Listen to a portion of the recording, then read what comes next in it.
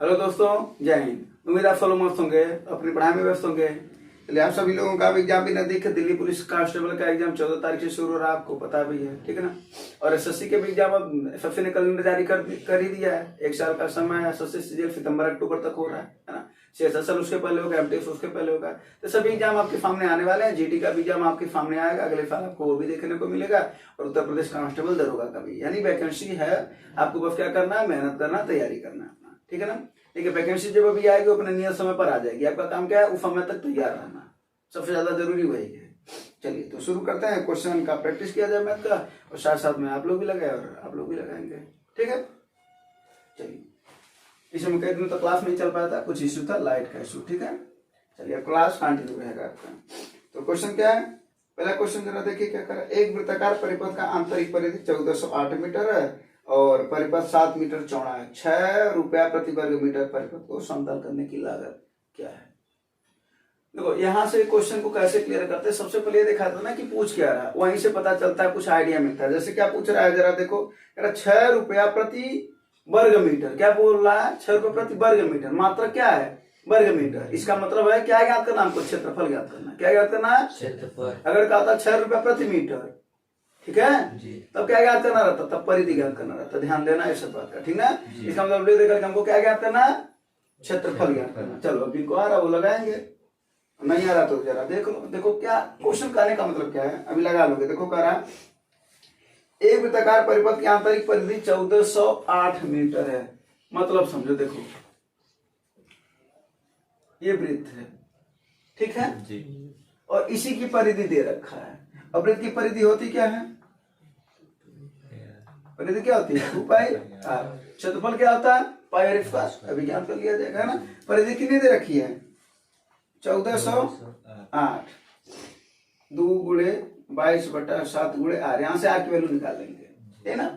क्या कह रहा है, और उसके परिपथ 7 मीटर चौड़ा है। कहने का मतलब है ये जो है, इसके किनारे किनारे, ये किनारे वाला हिस्सा, ये रास्ता की जो लंबाई है वो कितनी है, 7 मीटर। सॉरी, चौड़ाई कितनी है, 7 मीटर। तो एक बात बताओ, एक अंदर वृत्त बन रहा है कि नहीं बन रहा है, और एक बाहर वृत्त बन रहा है ना। तो वही पूछ रहा है, तो बताओ जरा सा, इसका खर्च लग रहा है, रास्ता बनवा रहा तो खर्च लगवा करेगा ना। तो वही पूछ रहा है कितना रुपया खर्च लगेगा। तो सबसे पहले एरिया ज्ञात कर लिया जाए, और एक वर्ग मीटर का 6 रुपया है, जितना आएगा उसमें 6 का गुणा कर देंगे, आंसर हो जाएगा, यही ना। तो कैसे ये एरिया ज्ञात होगा, अब ऐसे देखो साफ साफ दिख रहा होगा। बड़े वाले वृत्त में से अगर छोटे वाले को निकाल देंगे तो यही ना एरिया बचेगा अपना। हाँ, तो बड़े के लिए हमको आर चाहिए और छोटे के लिए भी हमको आर चाहिए। तो छोटे का आर यहाँ से मिल जाएगा, अब बड़े का आर अभी बता रहे हैं। तो जरा इसको सॉल्व कर लेते हैं। 11 दूना 11 करना, 11 कितना है भैया, 3 ना। 11 दूना 22 और 11 अट्ठे 28, यही ना। 4 से इसको काट दो, 4 3 12, 4 दूना 8, 7 का इधर गुणा हो जाएगा, यही आर की वैल्यू हो जाएगी। बोलो कोई दिक्कत, हाँ, गुणा करो। 7 दूना 14, 7 त्रिक 21 और 1 ना, ये आर की वैल्यू। यानी आर की वैल्यू हमको मिल गया 224 सेंटीमीटर। मीटर है कि सेंटीमीटर है, मीटर है। तो कितना वैल्यू मिल गया, 224 मीटर। कोई दिक्कत। अभी बात बताओ, ये है 224, ये कितना है, ये इतना कितना है, पहले ऊपर वाला चौड़ाई कितना था, और ये कितना है 224। तो 224 ये है, और बाहर का 7 है। तो कुल लेकर के यहां से यहां तक कितना हो जाएगा, अगर मात्र ये ओ है और ये ओ बी है, तो ओ से लेकर बी तक कितना हो जाएगा, 230। यानी जो बाहर वाले की त्रिज्या हमको कितनी मिल गई, 224 प्लस 7 अर्थात 231। 231, अच्छा 231। कोई दिक्कत, 231 मीटर, ये ना भैया। अब क्या करना है, तो ज्ञात कर लो। अब वृत्त का क्षेत्रफल, इसी का क्षेत्रफल चाहिए हमको। तो रास्ते का क्षेत्रफल के लिए क्या करोगे, बड़ा वाला वृत्त का क्षेत्रफल माइनस बड़ा का क्षेत्रफल माइनस छोटा का क्षेत्रफल। बोलो जी। तो बड़े का क्षेत्रफल क्या हो जाएगा, पाई आर स्क्वायर माइनस पाई छोटा आर स्क्वायर। कोई दिक्कत, पाई कॉमन है तो क्या बचेगा? आर स्क्वायर माइनस, इसको क्या ले सकते हो? आर प्लस आर और आर माइनस आर। कोई दिक्कत? वर्गांतर फार्मूला है। अब केवल और केवल वैल्यू उठा करके उसमें रखा नहीं है तो क्या हो जाएगा? ये पाई का वैल्यू 22 बटा आर प्लस आर यानी 231 और 224 को जोड़ दो एक बार, कितना आएगा? 4 1 2 और 3 2 2 गुणे, यही ना आएगा? अगर क्वेश्चन में फिर आर माइनस आर 231 में से 224 को घटा दो, कितना आएगा? 7 ही तो आएगा। 7 से 7, अब 22 और 200 455 का गुणा करके बताओ कितना आएगा? अच्छा इतना नहीं, देखो ये रास्ते का क्षेत्रफल आएगा ना, तो क्या बोला? 1 वर्ग मीटर का कितना रुपया? 6 रुपया। कितना है? 6 रुपया। तो पूछ रहा इतने का कितना है, इसमें 6 का गुणा करके तब आंसर बताओ। बताओ, ये तुम्हारा आंसर हो जाएगा। सवाल समझ में आया कि नहीं आया? हाँ, तो इसका आंसर बताओ तुम लोग जल्दी से। जो बहुत सिंपल गुणा होगा तुम ही लोग करोगे ना, करना तो तुम्हें ही है वहां पर।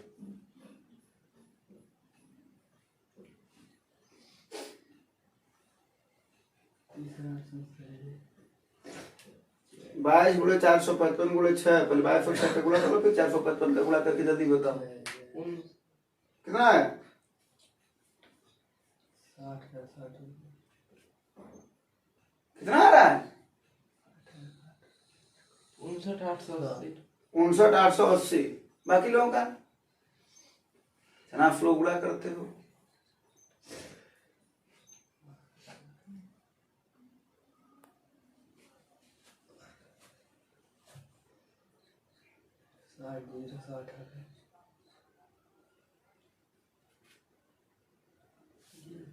कितना आ रहा है? तुमको गुणा नहीं आता है? 60,060 रुपया दे रहा सबका। हाँ? तो कौन सा इसका ऑप्शन है? तीसरा। गुणा कहते हैं, कई बार सीख लो ढंग का, करोगे नहीं तो फिर वहां पर भी यही दिक्कत होना है। चलो सवाल समझ में आया ना? हाँ?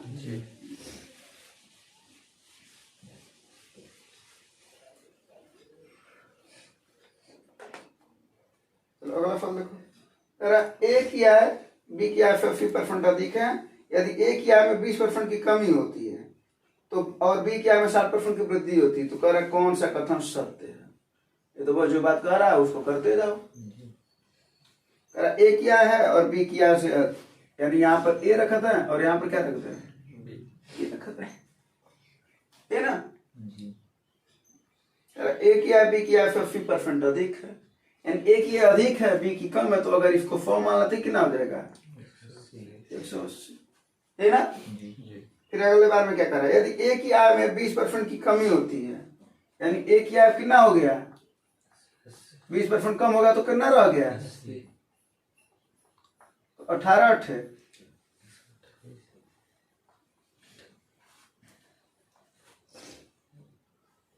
यही ना? पहाड़ा मत याद करना अभी तक, है ना? ये पूरा प्रॉब्लम परीक्षा से हो जाएगा तब याद करना। 144। उसके बाद से क्या करा? और बी क्या में 60% की वृद्धि हो जाए, यानी इसमें वृद्धि होगा तो 100 से 60 वृद्धि होगा तो कितना हो जाएगा? 160। यानी नया 144 है और इसका नया कितना है? और ये पुराना वाला है, ठीक ना? करा तो निम्नलिखित में से कौन सा सत्य है?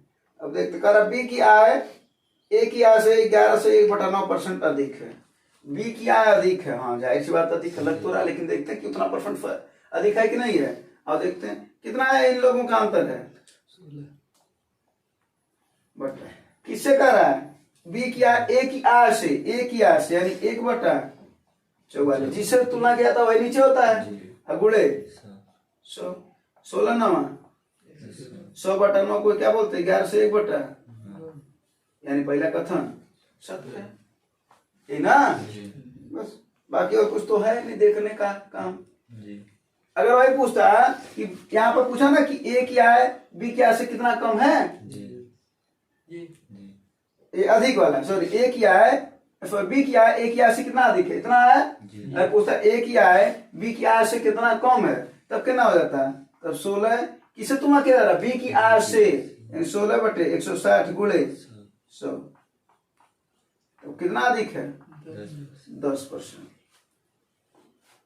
इससे ये 10% अधिक है, और ये क्या है, ये कम है, कितना है, इससे 11 से 1/9%। ठीक है, ध्यान देना दोनों बात का।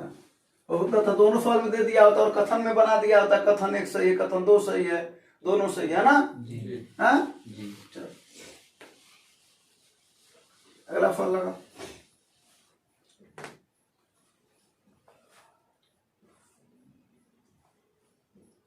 अगर दो पूर्ण संख्याओं में 1495 का अंतर है, कहने का सीधा सा मतलब है कि x माइनस वाई का वैल्यू कितना दे रखा है, 1495।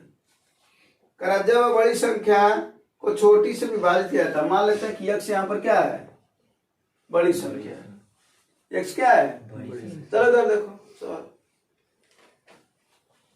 x क्या है, बड़ी संख्या है, ठीक है ना। करा जब बड़ी संख्या को छोटी से भाग दिया जाता है, ऐसे ना भाग देते हो, तो क्या बोला, भागफल 8 आता है और शेष 25 प्राप्त होता है ना। तो इस x को कैसे लिखते हो, x बराबर क्या होता है, ये क्या है, ये x भाज्य है, तो भाज्य बराबर क्या होता है, इन लोगों का गुणा करते हो और इसको क्या करते हो, तो ये x के बराबर होता है। इन x के बराबर यहाँ पर क्या आएगा, x बराबर 8 गुणे y प्लस 25। ये समीकरण 1 हो गया, ये समीकरण 2 हो गया। कोई दिक्कत हो तो बताओ। अब कह रहा है दोनों संख्याओं का योग क्या होगा, पहले x तो ज्ञात कर लो, तब तो योग ज्ञात करेंगे ना।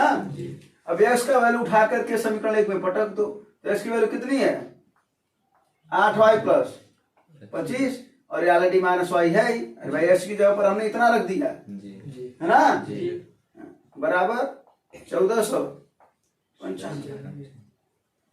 8y में से 1y जाए 7y, 25 तो जाएगा तो माइनस ना होगा, कितना हो जाएगा 1470 हो जाएगा, तो माइनस हो जाएगा ना 25, 1470 हो जाएगा। इसको काट दो, 7 दूना 14, 7 एक 7, यानी y का वैल्यू कितना आ गया 210। कितना आ गया 210। तो अभी तो पूछ रहा है योग बताओ ना, तो y के वैल्यू पहले यहाँ पर भी तो रख दो ना, तो x का वैल्यू आ जाएगा, तो इसका वैल्यू कितना आ जाएगा 210, इसमें जोड़ोगे ना आप, और उधर जाएगा प्लस ना हो जाएगा, तो 1495 में 210 जोड़ो, कितना हो जाएगा ये 5, फिर 9 1 10, 4 2 6 1 7, 1705। अब पूछ रहा है इन दोनों का योग बताओ, कितना आएगा बताओ, बताओ कितना आएगा 1910। कहा जोड़ते हो तुम लोग, 1915। ऐसा करो, ऐसे वहां पर भी प्रॉब्लम होगा तो एक बार बोला ना, जोड़ घटाना गुणा बाकी सब अच्छे से सीख लो। हाँ, को प्रैक्टिस नहीं करोगे तो बस जी जी करते रह जाओगे।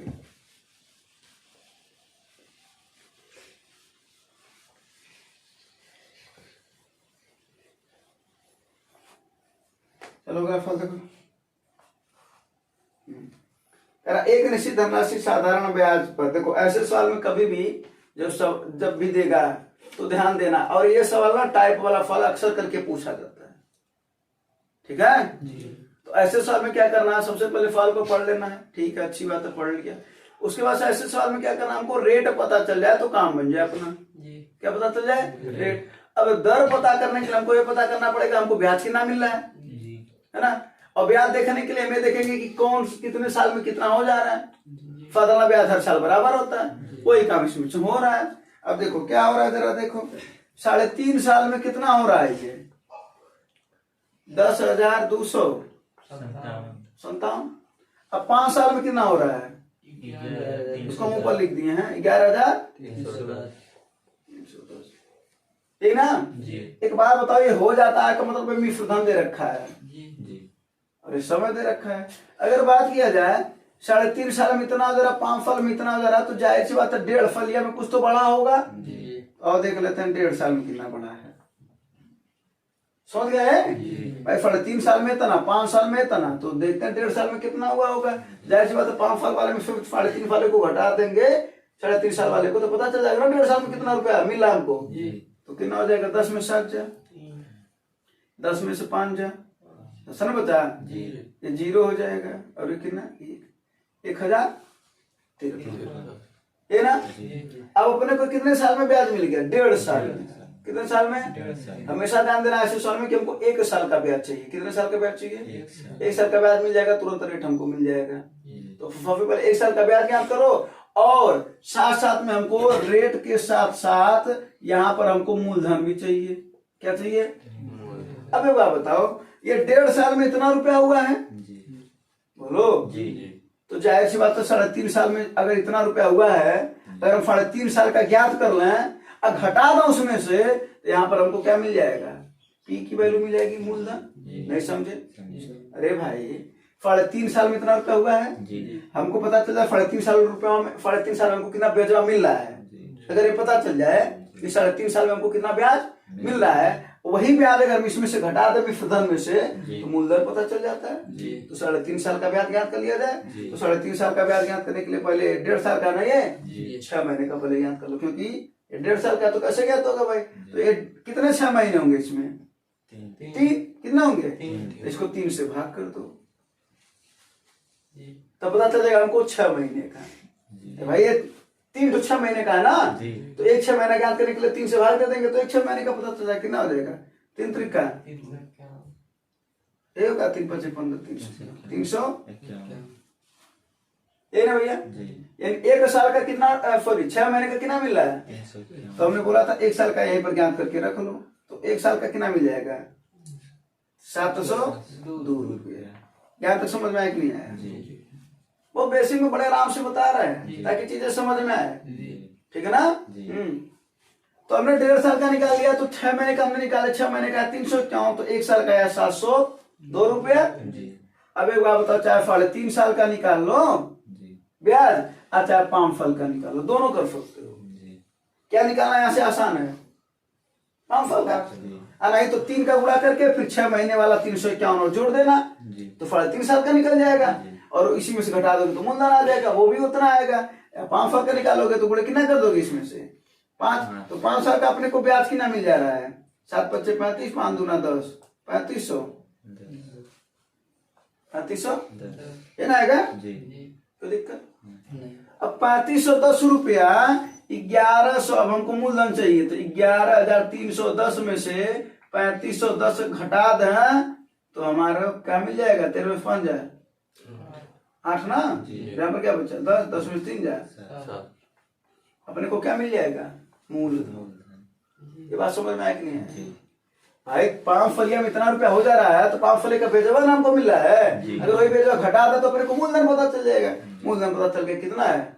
7800 रुपये। कितना है? अब हमको रेट ज्ञात करना है, तो रेट ज्ञात करने के लिए क्या करते? साधारण ब्याज भरा, मूलधन गुणे दर गुणे समय बट्टा। तो ब्याज अगर हम 1 साल को लगाए कि 5 साल को लगाएंगे? अगर 1 साल को लगाएंगे तो 702 रुपया वाला रखेंगे, 5 साल पर लगाएंगे तो 3510 वाला रखेंगे। बात वही हुआ, ठीक है। तो 1 साल वाला लगा लेते हैं, तो क्या हो जाएगा? ब्याज कितना है? 700, मूलधन कितना है? 7800 रुपया। अभी वो डायरेक्ट बताना आता तो बोल देते 702 बटा 7800 गुणे 100 कर दो, आंसर आ जाएगा।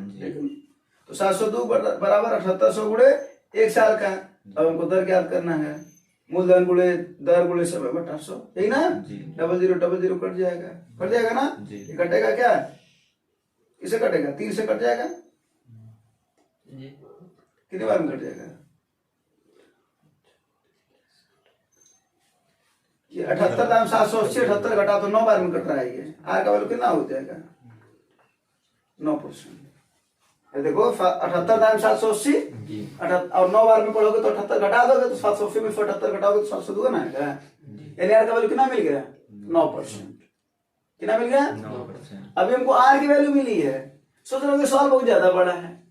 देखो भाई, अगर सवाल का पैटर्न समझ में आएगा ना कि 5 साल में इतना हुआ, 3.5 साल में इतना हो रहा था, तुमने क्या याद कर लिया? 1.5 साल का ब्याज याद कर लिया। 1.5 साल के ब्याज याद करने के बाद तुरंत तुमने क्या किया? 6 महीना में कन्वर्ट करके 1 साल का निकाल लिया। उसके बाद से तुम्हें करना ही क्या था? 702 बटा 7800 गुणे 100, कोई रेट निकल गया। अब जब रेट निकल गया, अब क्या बोल रहा है कि 8400 रुपए का धनराशि। अब दूसरा सवाल की बात करें, यहाँ पर लगा था करा 8400 रुपए का, रेट 9% है, समय कितना दे रखा है 4 से 2 बटा 3 वर्ष, यानी 4 3 12 2 14 बटा 3 वर्ष गुणे 100। पूछ रहा बताओ ब्याज कितना होगा। 00 फिर 00 काट दो, है ना, 3 से कट जाएगा ना, 3 त्रिक का। अब क्या बचा 84 गुणे 14 तिहाई, इसी का गुणा करके बताओ कितना आएगा। इकाई अंक देखो, खेल लो, 4 दूना 8, इकाई अंक 1 का 8 है, 35 28 वही होगा। ठीक है, कोई दिक्कत? हाँ, चीजें समझ में आना कैसे। यहाँ से हमको आर की वैल्यू पहले मूल, ऐसे सवाल में क्या करना है अपने को, मूलधन ज्ञात करना है और दर ज्ञात करना है। मूलधन जब ज्ञात हो जाएगा तो दर ज्ञात हो जाएगा, ठीक ना। मूलधन ज्ञात हुआ, दर हमने ज्ञात कर लिया 1 साल के ब्याज के हिसाब से। चलो उसके बाद फिर जो पूछेगा लगा लोगे।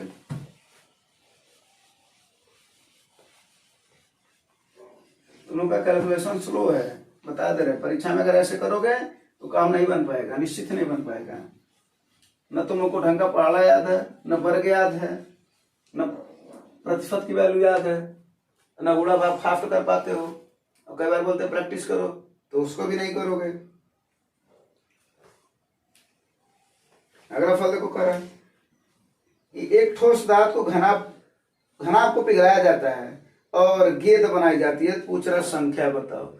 जब भी बोले थे कि अगर किसी भी चीज को पिघलाया जाए और दूसरे चीज में ढाला जाए और संख्या ज्ञात करनी है, तो संख्या बराबर क्या होता है, बड़ा बटे छोटा बोले थे ना, यानी बड़े का आयतन बटे छोटा का आयतन। बड़ा कौन है यहाँ पर जिससे बनेगा, तो किससे बन रहा है, किससे बन रहा है, तुम क्या बोल रहे हो, ठोस घनाभ।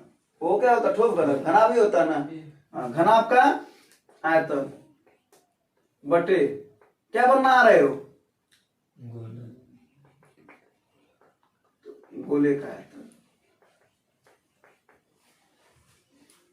यानी जो बनेगा वो नीचे रहेगा, जिससे बनेगा वो ऊपर रहेगा, ठीक ना। अब घनाभ का आयतन क्या होता है, यल गुणे बी गुणे एच।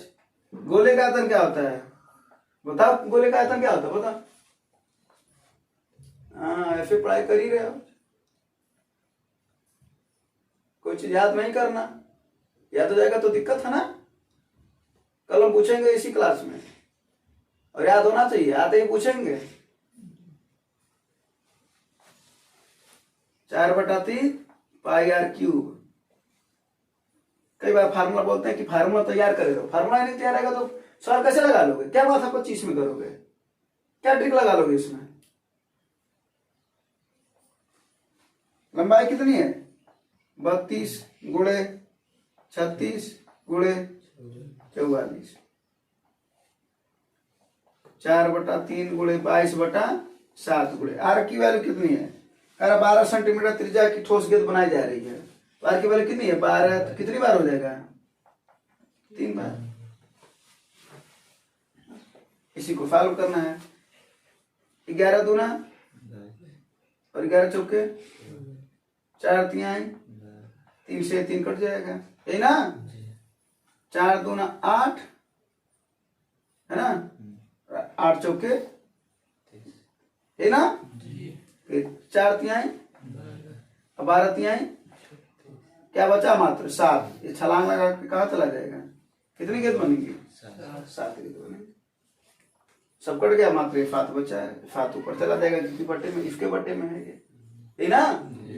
अब देखो फार्मूला ही नहीं याद रहेगा तो सॉल्व नहीं लगा पाओगे, कितना भी तुम कुछ कर लो। और अगर वही फार्मूला याद रहता तो मात्र संख्या याद करने क्या बताए हैं, जिससे बनेगा वो ऊपर, जो बनेगा वो नीचे, और हमेशा आयतन से ही बनता है ना।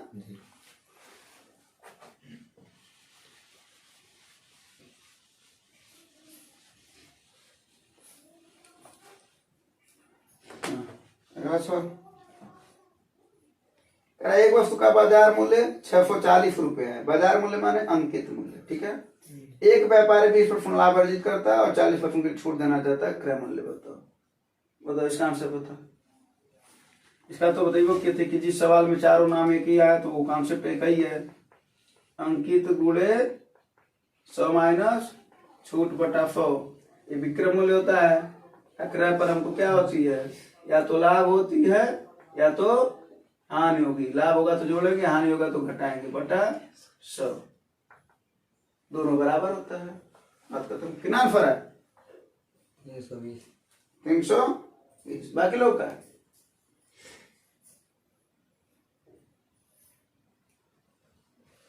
तो अंकित गुणे 100 माइनस छूट क्या रखना है? अंकित मुझे पूछ रहा है, नहीं यही तो दे रखा 640 रुपए। छूट कितना है?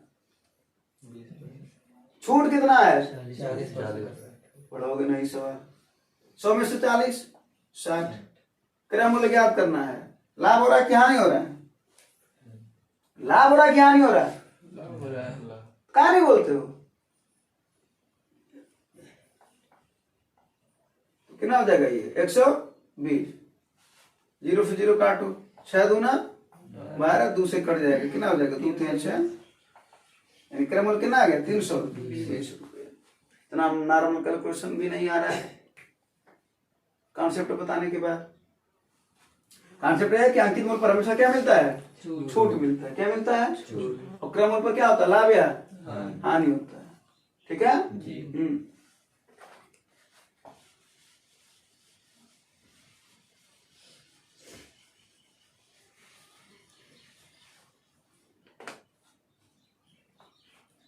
अगला फल देखो, अच्छा फल है ये, लगा इसको।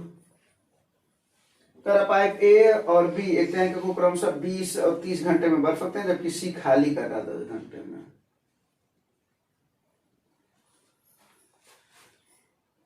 ए है, बी है, सी है, ये दोनों भरने वाले हैं और सी खाली कर रहे हैं। 20 घंटे में भर रहा, 30 घंटे में भर रहा, और ये क्या कर रहा है भाई? 10 घंटे में खाली कर रहा है। सबसे पहले इसका क्या ज्ञात करते हैं?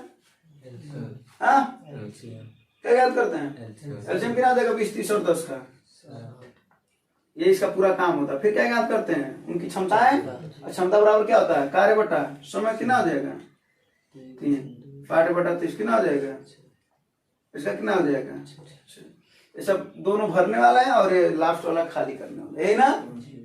अब देखो सवाल, अब सवाल देखो, सुनो पहले इधर सवाल। पाइप ए और बी को एक साथ 3.5 घंटों तक खोला जाता है, फिर बंद कर दिया जाता है। यानी ए और बी क्या है? भरने वाले हैं। तो कुछ पानी भरेंगे कि नहीं भरेंगे? तो कह रहा 3.5 घंटे तक पानी भरे होंगे, कुछ भरे होंगे। कह रहा उसके बाद से फिर सी को खोल दिया जाता है। अब एक बार बताओ, सी किस पानी को खाली करेगा? जो पानी भरा है। जो नहीं भरा रहेगा उसको कहां से खाली कर देगा? यानी जितना भरा रहेगा उतना वो क्या करेगा? इसी बात का इसमें दिमाग में रखना है। यानी अब देखो, ये ए 1 घंटे में 3 भर रहा है और ये उसी घंटे में 2 भर रहा है। 1 घंटे में कितना भर रहे हैं लोग? 5। अगर हम इसको लीटर माना तो 60 लीटर है, तो ये 3 लीटर 2 लीटर हो जाएगा। यानी 1 घंटे में कितना लीटर भर रहे हैं? तो कितने देर में भरना है इनको? 3.5 घंटे में। तो 3.5 का मतलब कितना हो जाएगा? 3 दूना 6, 7 बटा 2 घंटे में, यानी कितना हो जाएगा? 5 गुणे 7 बटा 2 अर्थात 35 बटा 2। ये भरेंगे? बोलो जी। नहीं समझे? भाई 1 घंटे में 5 लीटर भर रहा है, तो कह रहा 3.5 घंटे में कितना? 3.5 का गुणा कर देंगे, यानी इतना भराएगा। ये कौन भरेंगे? ये और। अब जितना भराएगा उतना ना खाली करोगे। बोलो सवाल आएगा 20 तो कितना लगाओगे? एसएससी जीडी का प्रश्न में मैथ 20 आएगा तो 5 अपने लक्ष्य नहीं ले जाओगे लगाने? 25 नहीं लगाओगे? 20 आएगा तो 20 में लगाओगे। उसी तरीके से जो पानी भरे हैं वही खाली करना है। खाली करने वाला है व्यक्ति कौन? इसी के क्षमता से भाग दोगे, क्योंकि समय बराबर क्या होता है? कार्य बटा क्षमता। कार्य इतना हुआ है, उसी को खाली करना है, बटा 6 कर देंगे। अब इसी को सॉल्व कर लेंगे। 6 ऊपर चला जाएगा ना, 6 ऊपर चला जाएगा, बगल में जाएगा 35 बटा 2 गुणे 12, यानी कितना हो जाएगा? 35 बटा 12 दूना 35 बटा 24। अब गुणे फाड़ कर दोगे तो किसमें आ जाएगा? मिनट है ना? जरा देखो, 12 दूना 12 पच्चे है ना? कितना हो जाएगा? 35 पच्चे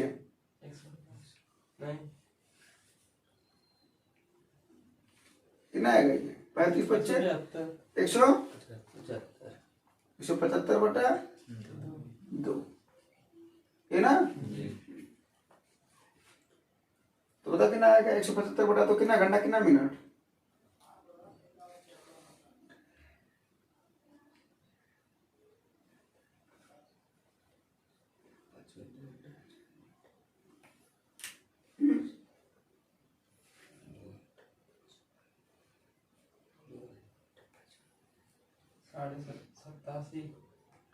कितना आएगा 87.5 ऑफर में तो है ही नहीं। 1 घंटे का काम 5 हुआ है, 3.5 घंटे का काम 35 बटा 2 हुआ है ना। हाँ तो 35 बटा 2 काम ये कर रहा है, वही उतना खाली होगा। खाली करने की क्षमता कितनी है, 6 है ना। अरे हम गलती कर रहे हैं यहाँ पर, देखो 6 दूना 12, तो ये क्या लिख रहे हैं, 2 कहाँ लिख रहे हैं, 2 नहीं रहेगा ना। हाँ यहाँ पर क्या रहेगा, केवल 12 बच्चे। हाँ 35 और 5 का गुणा करो तो 35 बच्चे 175। 175 को क्या बोलते हो, यहाँ पर थोड़ा सा गलती था। 6 दूना 12 हो जाएगा ना, कितना हो जाएगा 2 घंटा 55 मिनट। ठीक है बस, ठीक है। थोड़ा सा मिस्टेक था वो, कोई दिक्कत नहीं है। हाँ अगला सवाल देखा थे। हाँ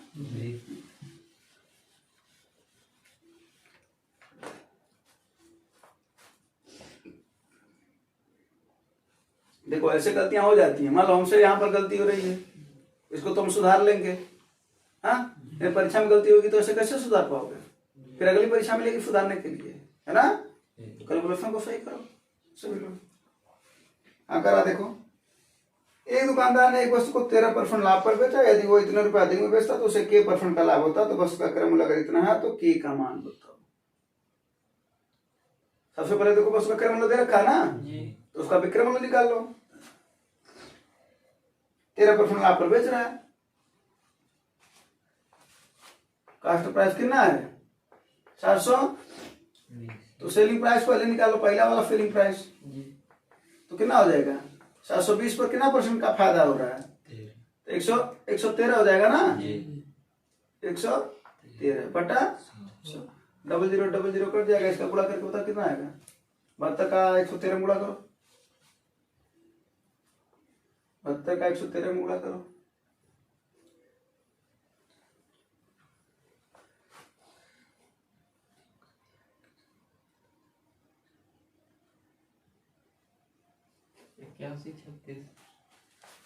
इक्यासी सबका है 81 36। अब देखो 81 बटे 10 है ना, कितना हो जाएगा 813.6। कोई दिक्कत। अब देखो अब क्या बोल रहा है, इधर समझो बात को। यानी तुम्हें क्रय मूल्य पता था 720 रुपया, 13% का लाभ लेता तो वो इतने रुपए में बेचा होता, यही ना।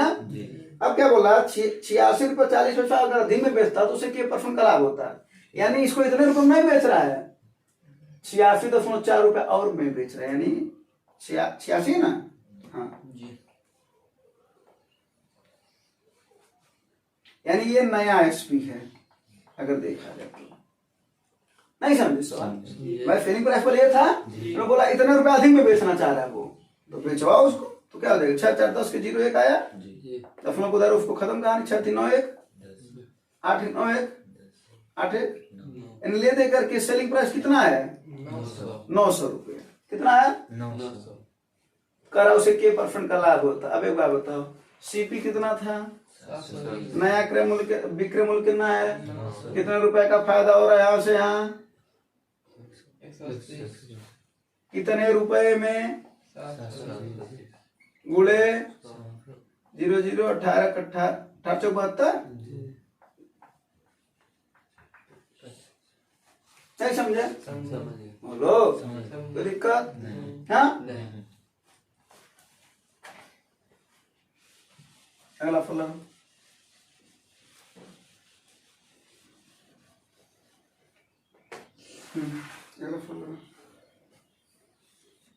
ये फल देखो, ये फल अक्सर करके आता है।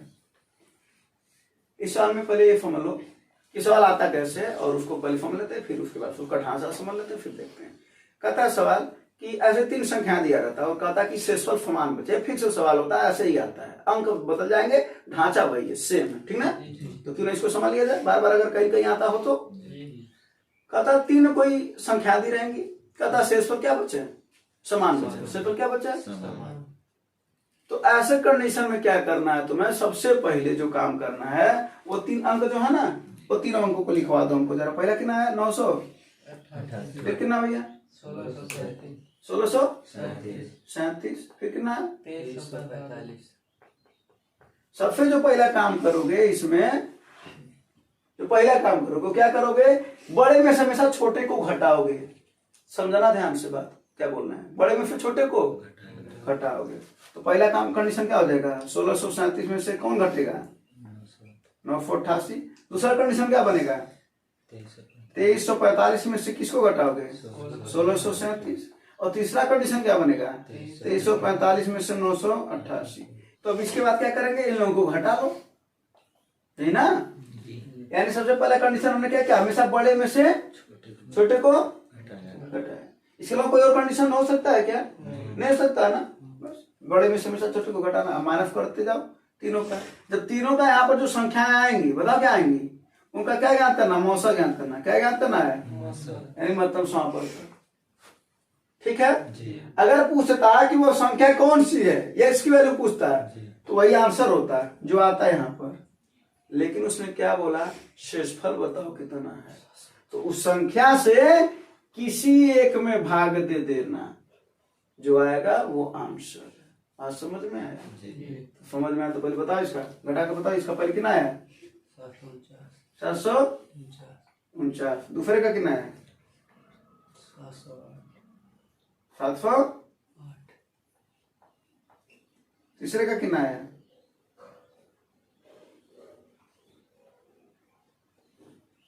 चलो बताओ, सबका यही आ रहा है।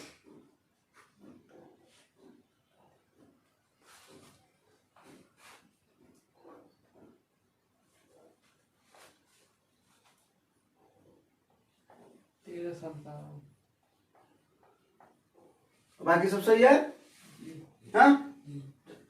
अब इसी का क्या याद करना हमको, मौसम क्या याद करना है। हम मौसम याद करने का एक भाग विधि भी होता है ना। तो कैसे याद करते हैं मौसम, चलो बता देते हैं। सबसे छोटे वाले को उठाओ और किसी एक को उठा लो, उसमें से 749 को ही उठा लेते हैं, ठीक है, और भाग देते हैं, जो आएगा मौसम आंसर हो जाएगा। तो क्या हो जाएगा, एक एक 51 जाएगा, 708 एक कितना 649 है। ऐसे गलती करोगे तो फिर हो चुका काम।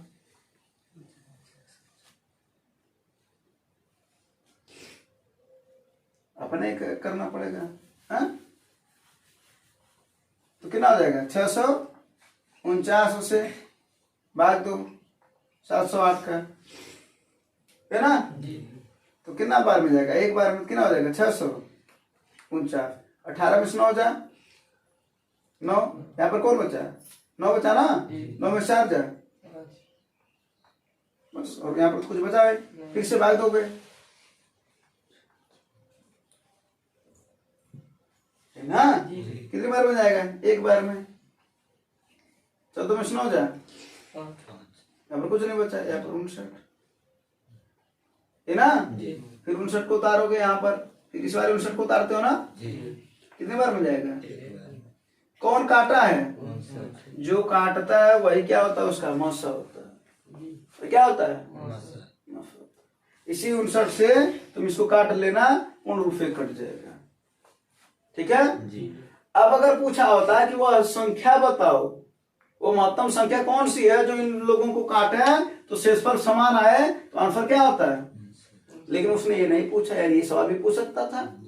उसने क्या पूछा, शेषफल बताओ। तो 59 से 988 को भाग दे करके बताओ शेष कितना आ रहा है। किसी एक को भाग दे देना, शेषफल हमेशा समान ही आएगा। जब खुद का समान आएगा तो फिर अब 59 से इसको भाग दो,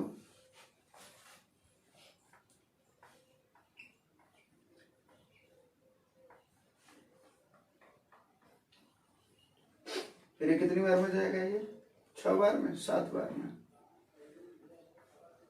7 9 63 7 पच्चे 35, 6 41 हो जाएगा। 7 बार में नहीं जाएगा, 6 बार में जाएगा रुपया।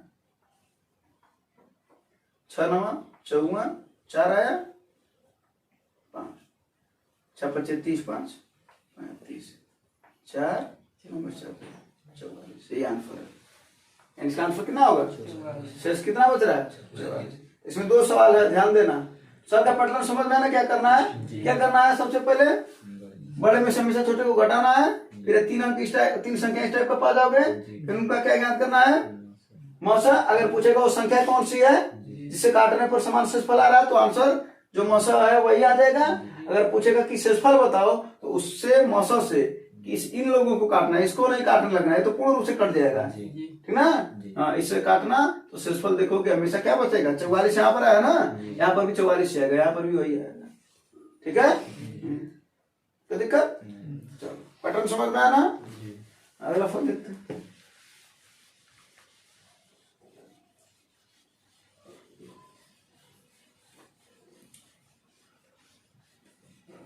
अगला लगा कर देना।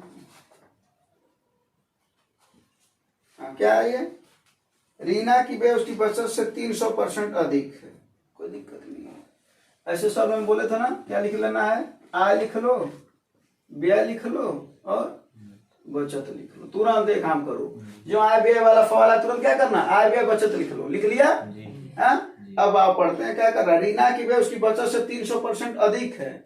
बचत से अधिक है व्यय, है ना? यानी अगर बचत 100 है तो ये कितना है? 300% अधिक है, मतलब 400 भैया। अगर कहता उसका 300% है तब तो ये 300 होता है। क्या बोला? 300%, यानी 100 तो था, 300 अधिक था, 400, ठीक ना? अब एक बात बताओ, किसी का बचत तो 100 रुपया हो और खर्च 400 रुपया हो, तो आय कितना होगा? ऐसी बात है, क्योंकि आय बराबर होता है व्यय प्लस बचत।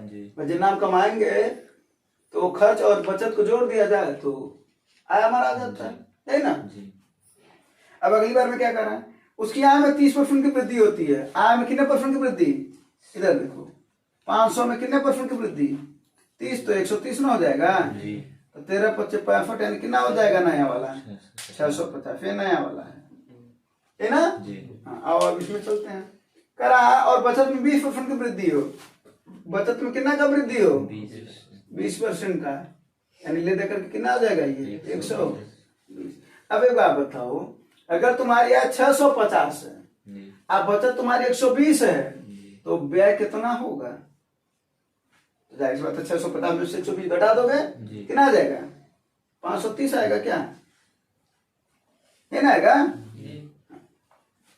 कोई दिक्कत? हाँ बोलो, या तो बातें समझ में आए कि नहीं है? अब क्या बोल रहा है? तो उसकी व्यय में कितने % की वृद्धि? एक बार बताओ, वृद्धि तो हुई है, साफ साफ दिख रहा है, वृद्धि तो हुई है। 400 से 530 रुपया व्यय हो गया, तो वृद्धि हुई कि नहीं हुई है? कितने की वृद्धि हुई है भैया? करा किससे? पूछो उससे सवाल, फिर किससे करा? उसकी व्यय में कितने % की वृद्धि हुई है? किससे वृद्धि हुई है? किसी से ना, बोले भाई इसी से ना वृद्धि हुआ है। 0000 कट जाएगा, 4 से इसको काटो, कितना हो जाएगा? 4 3 12, फिर कितना आया? 1 4 दूना 32.25 ना? 4 से काट रहे तो 2 5, 2 से काटते तो 5 आता, 32.25। यहाँ पर 32.25 है क्या?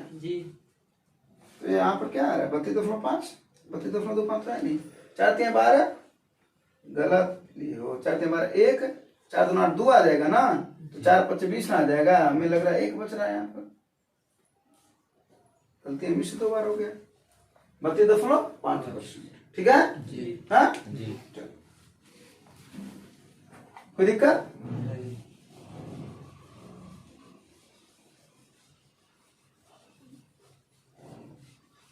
अगला देखो,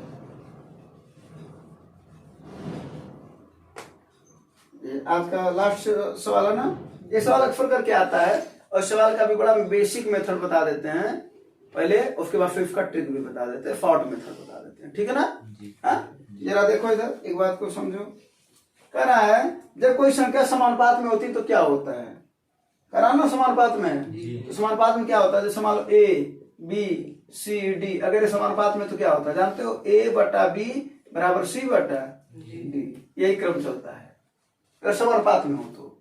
वही 40 में कर रहा है, ये क्या कर रहा है, सब में से x घटाया जाए, क्या किया जाए, तो क्या है 43 में से x घटा दो बटा 38 में से x घटा दो, कर रहा है समानुपात में होना चाहिए, क्रम से चल रहा ना। तो क्या कर रहा है 11 में से x घटा दो, 10 में से x घटा दो, यहीं से x की वैल्यू ज्ञात कर लोगे। अगर पूछा मात्र x की वैल्यू बताओ तो जो आएगा वह आंसर हो जाता है। हाँ क्या बोल रहा है वो, इसका मध्यानुपाती बताओ, तो मध्यानुपाती जब x की वैल्यू रख लेते तो बता देते।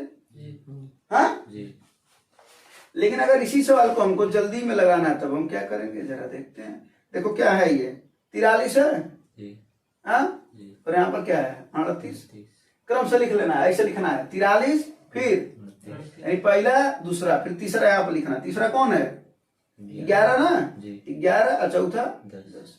कोई दिक्कत हो तो बताओ।